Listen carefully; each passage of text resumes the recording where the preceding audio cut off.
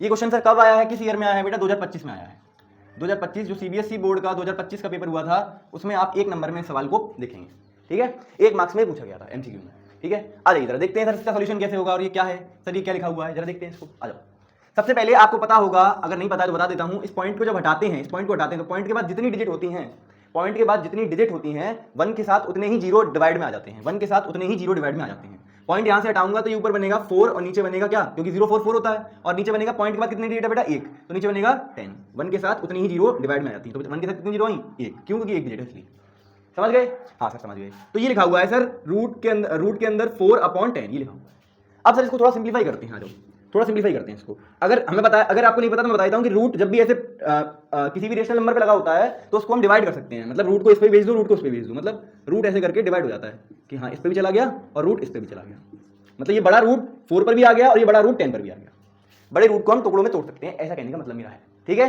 हाँ सर। अब सर इसको सॉल्व करते हैं और थोड़ा फर्दर सॉल्व करते हैं। रूट 4 की वैल्यू आप सब जानते हैं, रूट 4 मतलब 2। भैया ये क्या है? रूट के अंदर ऐसा नंबर है जो परफेक्ट स्क्वायर है भाई मेरे भैया, रूट के अंदर 4 जो है वो एक परफेक्ट स्क्वायर नंबर है। तो जब भी रूट के अंदर एक परफेक्ट स्क्वायर नंबर होगा मतलब इसका आंसर आएगा 2। और 2 कैसा नंबर होता है प्यारे बच्चों? रेशनल नंबर होता है। 2 कैसा नंबर होता है प्यारे बच्चों? एक रेशनल नंबर होता है। Very good. अब एक बात सुनिए, नीचे रूट के अंदर कैसा नंबर है बेटा? 10।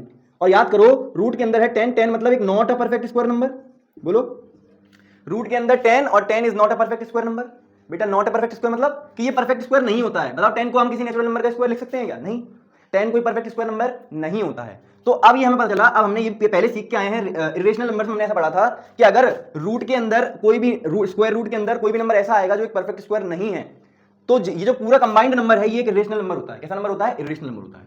तो ये जो नंबर आया हमें पता चल गया कि ये नंबर जो भी है रूट 10 जो रूट ही 10 आएगा, और ये जो भी है वो एक इरेशनल नंबर है। क्या पता चला आपको कि ये जो भी आएगा वो एक इरेशनल नंबर है, ये जो भी आएगा वो एक इरेशनल नंबर है। अब एक बात समझिए मेरी, मैं आपसे एक बात कह रहा हूं, रेशनल को जब इरेशनल से डिवाइड करते हैं तो जवाब हमेशा एक इरेशनल नंबर आता है। क्या बोला मैंने बोला, इस पॉइंट को नोट कर लो चाहो तो, इस पॉइंट को नोट कर लीजिए, नोट पॉइंट में लिख लीजिए इसको।